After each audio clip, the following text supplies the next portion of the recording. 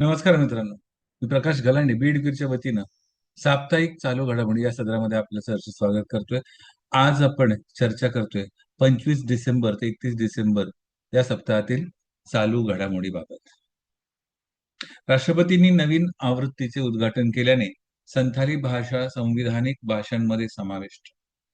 राष्ट्रपती भवन येथे 25 डिसेंबर 2025 रोजी राष्ट्रपती द्रौपदी मुर्मू यांनी ओल चिकी लिपीत लिहिलेल्या संथाली भाषेतील भारतीय संविधानाची आवृत्ती प्रकाशित केली. यामुळे संथाली समाजाला त्यांच्या मातृभाषेत संविधान वाचणे व समजून घेणे सोपे होईल, असे त्यांनी सांगितले आणि हा क्षण अभिमानाचा असल्याचे नमूद केले. हा प्रकाशन सोहळा ओल चिकी लिपीच्या शताब्दी वर्षाशी सुसंगत असून या उपक्रमाबद्दल त्यांनी कायदा मंत्रालयाचे कौतुक केले. या कार्यक्रमाला उपराष्ट्रपती आणि कायदा व न्याय राज्यमंडळी मंत्री उपस्थित होते. संविधानाच्या 8व्या अनुसूचीत समाविष्ट असलेल्या प्राचीन संथाली भाषेचे महत्त्व यावेळी अधोरेखित करण्यात आले. भारताची पहिली दहशतवाद विरोधी धोरणे लागू करण्यासाठी सरकार सज्ज. भारत आपले पहिले सर्वसमावेशक दहशतवाद विरोधी धोरण लागू करण्याच्या तयारीत आहे. या धोरणाचा उद्देश दहशतवादाशी संबंधित घटनांना प्रतिबंध करणे, तपास करणे आणि त्यावर प्रभावी प्रतिसाद देण्यासाठी एकसंध चौकट उपलब्ध करून देणे हा आहे. या धोरणामध्ये डिजिटल कट्टरतावाद, खुल्या सीमांचा गैरवापर तसेच परकीय निधीतून चालणारी धर्मांतर जाळी यासारख्या उदयोन्मुख धोक्यांवर विशेष भर देण्यात आला आहे. तसेच गुप्तचर संस्था आणि कायदा अंमलबजावणी यंत्रणांमधील समन्वय अधिक मजबूत करण्यावर भर देण्यात आला आहे. राज्य पोलीस प्रमुख आणि केंद्रीय यंत्रणांशी झालेल्या सल्लामसलती तसेच पहलगाम आणि लाल किल्ल्याजवळ झालेल्या अलीकडील हल्ल्यातून मिळालेल्या धड्यांमुळे या धोरणाला अंतिम रूप देण्यात येत आहे. 10 आणि 11 जानेवारी रोजी गोदावरी खाडी परिसरात 40वी आशियाई जलपक्षी गणना होणार आहे. 40वी आशियाई जलपक्षी गणना आणि 60वी आंतरराष्ट्रीय जलपक्षी गणना 10 आणि 11 जानेवारी 2026 रोजी आंध्र प्रदेशातील गोदावरी खाडी परिसरात कोरिंगा वन्यजीव अभयारण्यासह आयोजित करण्यात येणार आहे. ही गणना आंध्र प्रदेश वन विभाग BNHS W2, W2 आणि WWF यांच्या संयुक्त विद्यमाने करण्यात येणार असून यात भारतीय स्कीमर आणि ग्रेट नॉट दोन्ही संकटग्रस्त युरेशियन कर्ल्यू जवळपास संकटग्रस्त तसेच युरेशियन ऑयस्टर कॅचर यांसारख्या महत्वाच्या स्थलांतरित पक्षी प्रजातींवर लक्ष ठेवले जाणार आहे. गोदावरी खाडीतील समृद्ध खारफुटीची जंगले, चिखलाळ सपाट भूभाग, मड फ्लॅट्स आणि वाळूचे बेट सँडबार्स हे जलपक्ष्यांसाठी महत्वाची खाद्य व प्रजनन स्थळे प्रदान करतात. त्यामुळे जलपक्षी संवर्धनाच्या दृष्टीने हा परिसर जागतिक स्तरावर अत्यंत महत्वाचा मानला जातो. अटल बिहारी वाजपेयी यांच्या सन्मानार्थ लखनौ येथे राष्ट्र प्रेरणा स्थलचे उद्घाटन. 26 डिसेंबर 2025 रोजी माजी पंतप्रधान अटल बिहारी वाजपेयी यांच्या 101व्या जयंतीनिमित्त पंतप्रधान नरेंद्र मोदी यांनी लखनौ येथे राष्ट्र प्रेरणा स्थलचे उद्घाटन केले. वसंत कुंज येथे वसलेले 65 एकर क्षेत्रफळाचे हे राष्ट्रीय स्मारक असून येथे अटल बिहारी वाजपेयी, श्यामाप्रसाद मुखर्जी आणि दीनदयाल उपाध्याय यांच्या 65 फूट उंच कांस्य मूर्ती उभारण्यात आल्या आहेत. या मूर्ती राष्ट्रवाद आणि सार्वजनिक सेवेच्या आदर्शाचे प्रतीक आहेत. या स्मारकातील एक प्रमुख आकर्षण म्हणजे 98,000 चौरस फूट क्षेत्रफळाचे कमळाच्या आकाराचे संग्रहालय, ज्यामध्ये भारताचा लोकशाही प्रवास आणि या महान नेत्यांचे योगदान सादर करण्यात आले आहे. केंद्र सरकारने खाणबंदी क्षेत्रांचा विस्तार केल्याने अरावली रांगांना अधिक मजबूत संरक्षण. केंद्र सरकारने जगातील सर्वात प्राचीन पर्वतरांगांपैकी एक असलेल्या अरावली पर्वतरांगांच्या संरक्षणासाठी गुजरातपासून राष्ट्रीय राजधानी क्षेत्र NCR पर्यंत संपूर्ण अरावली क्षेत्रात नवीन खाण परवान्यांवर पूर्ण बंदी घातली आहे.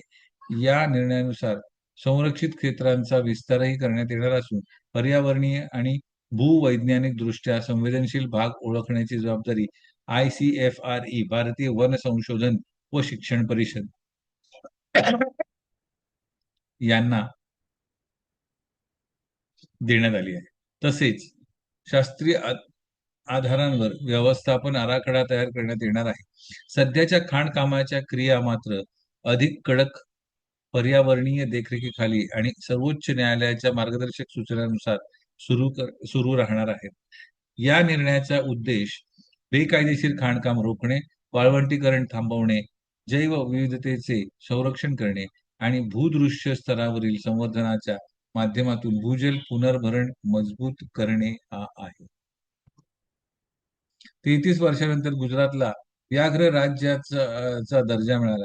NTCA ची घोषणा. गुजरात मध्य प्रदेश सीमेवरील रतनमहल अभयारण्यात कॅमेरा टॅपद्वारे एका निवासी वाघाच्या उपस्थितीचे ठोस पुरावे मिळाल्यानंतर 33 वर्षानंतर गुजरातला पुन्हा एकदा व्याघ्रयुक्त राज्याचा दर्जा मिळाला आहे. राज्याचा दर्जा मिळाला आहे. राष्ट्रीय व्याघ्र संवर्धन प्राधिकरणाने NTCA गुजरातचा 2026च्या अखिल भारतीय व्याघ्र गणनेत समावेश केला आहे. 1989 पासून निश्चित वाघ दर्शनाचा अभाव असल्यामुळे वगळण्यात आलेल्या गुजरातचा त्यामुळे राष्ट्रीय व्याघ्र गणनेत पुन्हा प्रवेश झालेला आहे.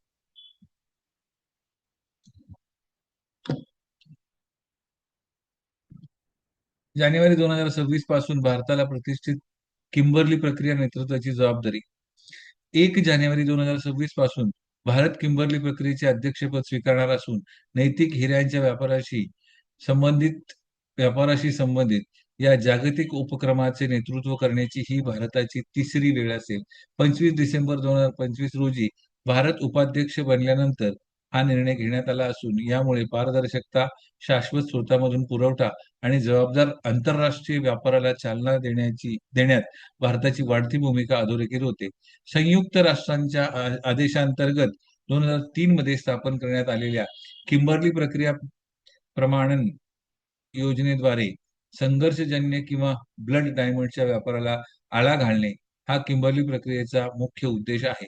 अध्यक्षपदाच्या काळात भारत प्रशासन अधिक बळकट करणे, डिजिटल प्रमाणन, मागोवा घेण्याची व्यवस्था, ट्रेसिबिलिटी, पारदर्शकता वाढवणे तसेच किंबर्ली प्रक्रिया अधिक समावेशक आणि प्रभावी बनवण्यावर लक्ष केंद्रित करणार आहे.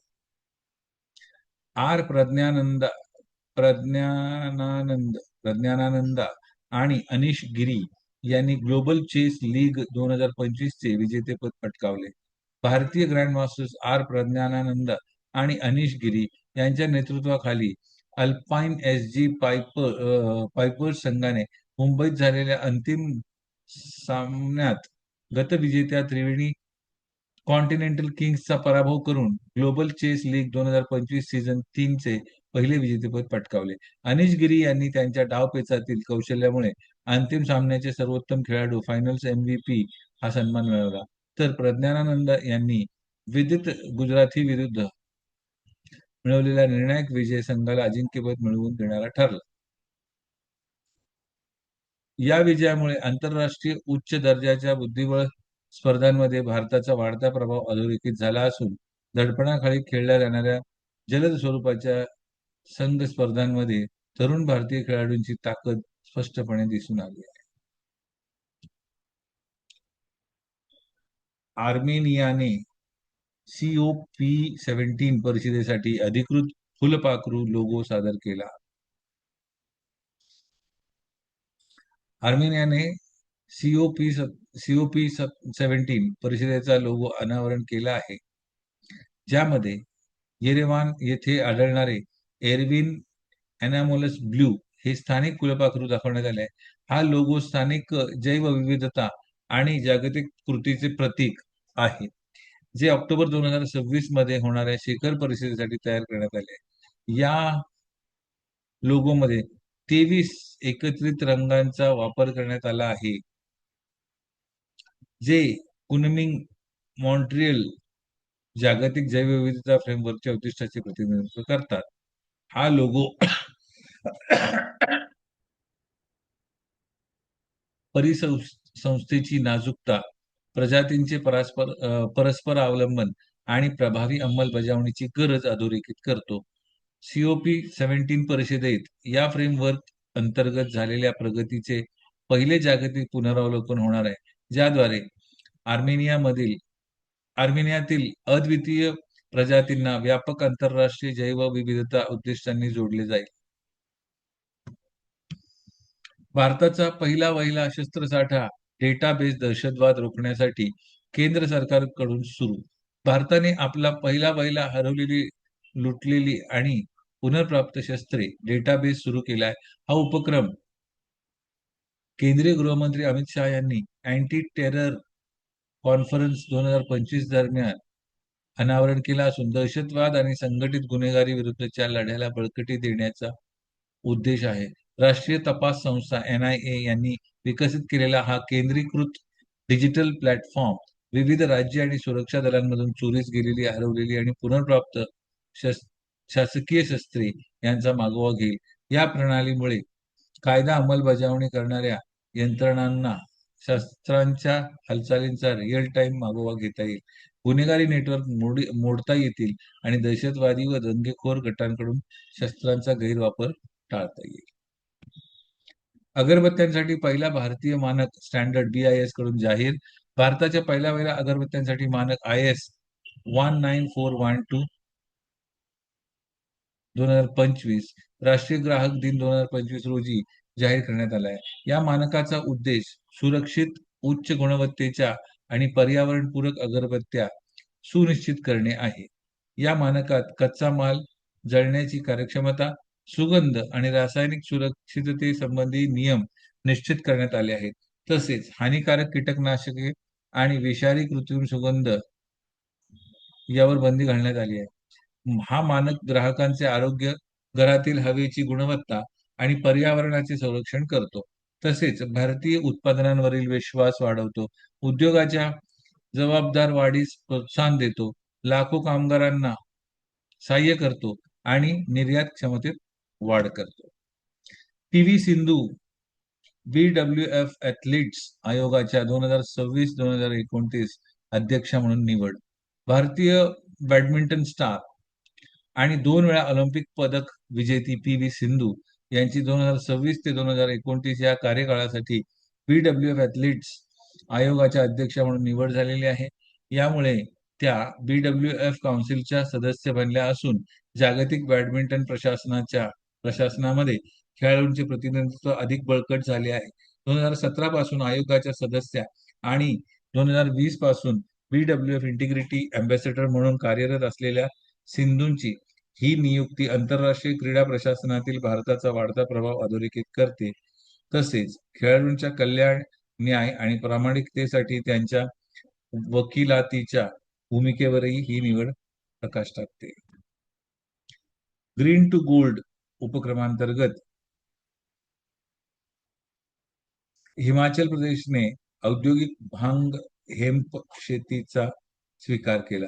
हिमाचल प्रदेशाने औद्योगिक भांग हेम्प, इंग्लिशमध्ये त्याला हेम्प म्हणतात, शेतीला प्रोत्साहन देण्यासाठी ग्रीन टू गोल्ड हा उपक्रम सुरू केला आहे, ज्याचा उद्देश ग्रामीण अर्थव्यवस्थेचे रूपांतर करणे आणि शाश्वत विकासाला चालना देणे आहे.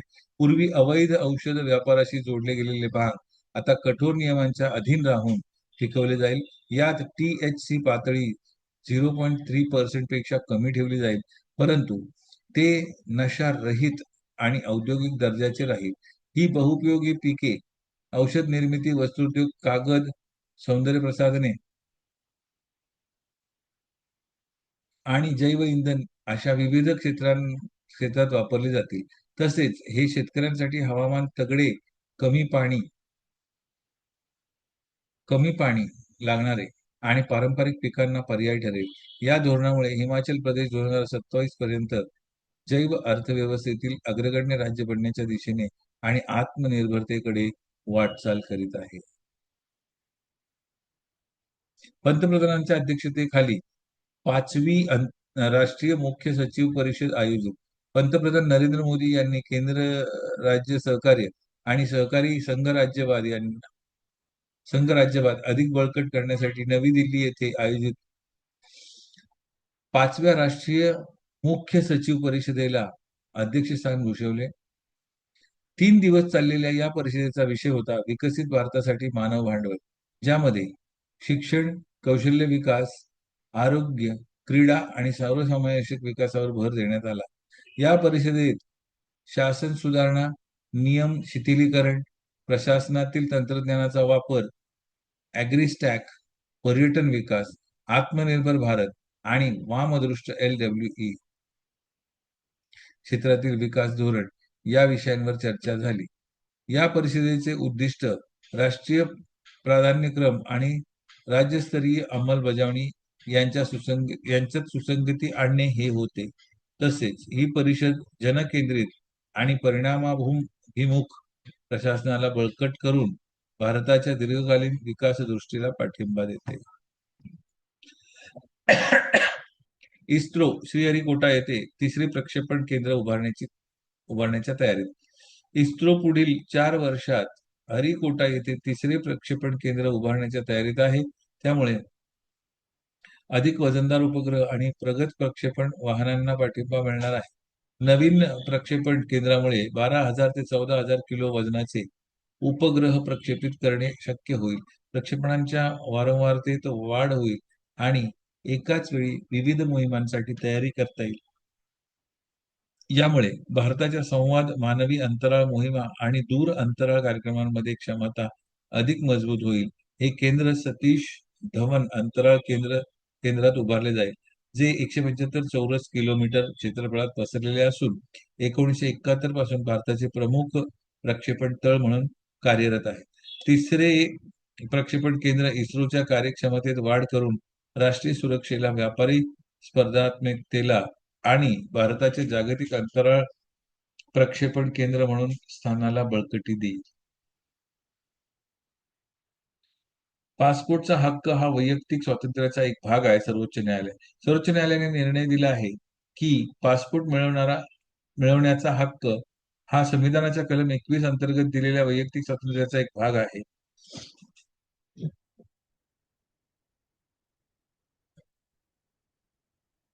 प्रलंबित फौजदारी खटले असले तरी न्यायालयाने परवानगी दिल्यास पासपोर्ट जारी करण्यास आपोआप अडथळा येत नाही. पासपोर्ट बाळगण्याचा हक्क आणि परदेश प्रवासाची परवानगी हे 2 वेगवेगळे मुद्दे आहेत.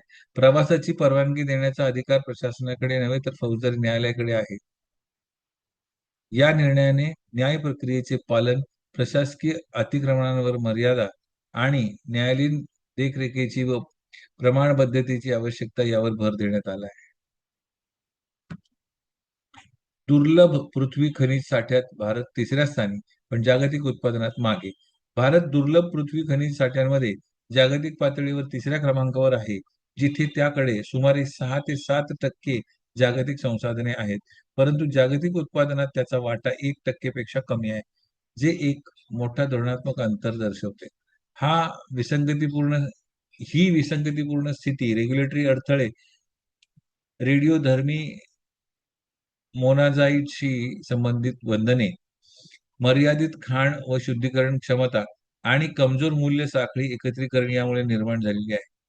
जिथे चीन जागतिक शुद्धीकरणाचे 90% हद्दीपेक्षा अधिक नियंत्रित करतो आणि उत्पादनात आघाडीवर आहे, तिथे भारताचा उत्पादन त्याच्या संसाधन सामर्थ्य असून उत्पादन त्याच्या संसाधन सामर्थ्य त्याच्यात संसाधन सामर्थ्य असून खूपच मर्यादित आहे. जपानशी संबंधित एक लहान संयुक्त उपक्रमाने प्रगतीची चिन्हे दाखवली आहेत, परंतु त्याचा विस्तार अजूनही मर्यादित आहे. एकूण पाहता समस्या संसाधन उपलब्धतेत नाही तर अंमलबजावणीमध्ये आहे, ज्याचा परिणाम स्वच्छ ऊर्जा, महत्वाची खनिजे आणि राष्ट्रीय सुरक्षा यावर होत आहे.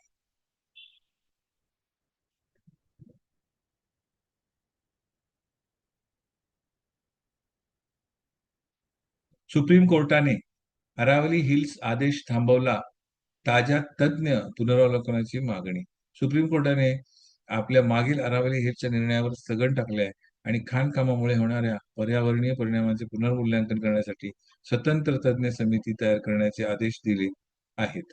कोर्टाने अरावली रेंजची व्याख्या अस्पष्ट असल्याचे आणि संभाव्य पर्यावरणीय हानी होण्याची शक्यता असल्याचे निदर्शनास आणले. मागील समितीच्या शिफारसी आणि पूर्वीच्या आदेशांचे पालन नवीन पॅनल आपली अहवाल सादर होईपर्यंत थांबवण्यात आले आहे. हे पुनर्मूल्यांकन काळजीपूर्वक धोरण, विज्ञानाधारित निर्णय प्रक्रिया आणि अरावली रेंजचे हवामान नियमन, जैवविविधता आणि भूजल संरक्षणातील पर्यावरणीय महत्त्व यावर भर देत आहे. इस्रायलने डोनाल्ड ट्रम्पसाठी शांतता पारितोषिक जाहीर केले.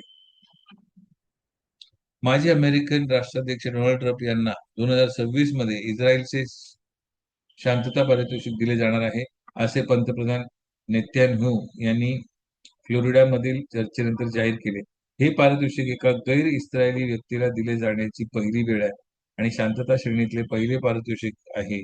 ट्रम्प यांच्या मध्य पूर्वेतील शांतता प्रयत्न, अमेरिका इस्रायल संबंध आणि गाझा शांतता करार तसेच हँडशेक, हॉस्टेज मुक्ती यासारख्या कूटनीतिक पुढाकारांमधूनच या पुढाकारामधील भूमिकेला यामुळे मान्यता मिळाली आहे, ज्यामुळे इस्रायलने पारंपरिक पद्धतीपासून ऐतिहासिकदृष्ट्या वेगळे पाऊल उचलले.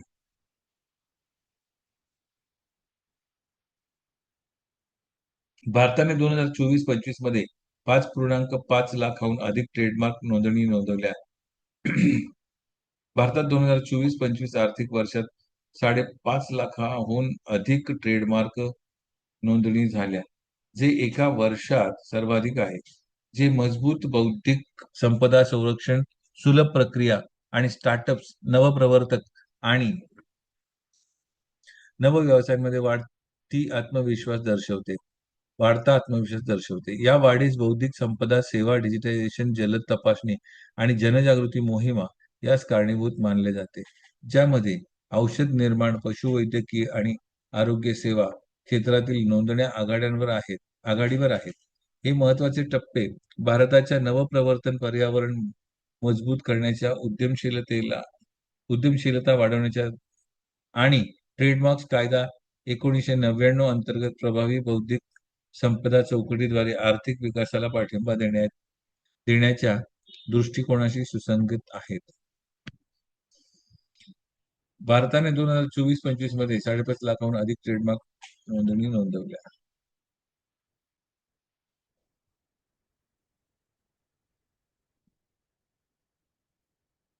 भारताने अच्छा, ही हेडिंग जराशी गडबड झालेली आहे. हेडिंग सेम आली आहे इकडे. भारताने जपानला मागे टाकत 4.18 ट्रिलियन अमेरिकन डॉलर्स इतक्या सकल देशांतर्गत उत्पन्नासह जगातील 4थ्या क्रमांकाची सर्वात मोठी अर्थव्यवस्था बनली आहे. यामध्ये देशातील मजबूत स्थानिक खप, ठोस सुधारणा आणि वेगाने वाढणारी आर्थिक गती ही प्रमुख कारणे आहेत. जगातील सर्वात वेगाने वाढणाऱ्या प्रमुख अर्थव्यवस्थेपैकी एक म्हणून भारताने 2025-26च्या दुसऱ्या तिमाहीत 8.2% वास्तविक जीडीपी वाढ नोंदवली आहे आणि आता 2030 पर्यंत जर्मनीलाही मागे टाकण्याचा अंदाज व्यक्त केला जात आहे. हे भारताच्या जागतिक आर्थिक व्यवस्थेतील वाढत्या प्रभावाची पुष्टी करते. आजची प्रश्नमंजुषा. औद्योगिक गांजाच्या हेम्प शेतीला प्रोत्साहन देण्यासाठी ग्रीन टू गोल्ड ही योजना कोणत्या राज्य सरकारने सुरू केली? उत्तर आहे हिमाचल प्रदेश. दुसरा प्रश्न आहे, स्वयंघोषित सोमालीलँड प्रजासत्ताकाला स्वतंत्र आणि सार्वभौम राष्ट्र म्हणून औपचारिक मान्यता देणारा पहिला देश कोणता? उत्तर आहे इस्रायल. टायटन हा कोणत्या ग्रहाचा सर्वात मोठा उपग्रह आहे? शनी. सुनामी रेडी रेकग्निशन कार्यक्रम कोणत्या आंतरराष्ट्रीय संस्थेने विकसित केला आहे? संयुक्त राष्ट्र शैक्षणिक, वैज्ञानिक आणि सांस्कृतिक संस्था युनेस्को. आकाश नेक्स्ट जनरेशन NG क्षेपणास्त्र प्रणाली कोणत्या संस्थेने विकसित केली आहे? उत्तर आहे संरक्षण संशोधन आणि विकास संस्था DRDO. भारतातील सर्वात मोठी वर्तुळाकार दगडी भूलभुलैया अलीकडे कोणत्या राज्यात सापडली आहे? महाराष्ट्र. आणि YJ-20 हायपरसोनिक अँटी-शिप क्षेपणास्त्र कोणत्या देशाने विकसित केले आहे? तर या प्रश्नाचं उत्तर तुम्ही कमेंट बॉक्समध्ये नक्की द्यायचंय मित्रांनो. आजच्या सदरामध्ये इतकंच. पुन्हा भेटूया पुढील सदरामध्ये. तोपर्यंत पाहत राहा बीडीकेचा युट्यूब चॅनल. धन्यवाद.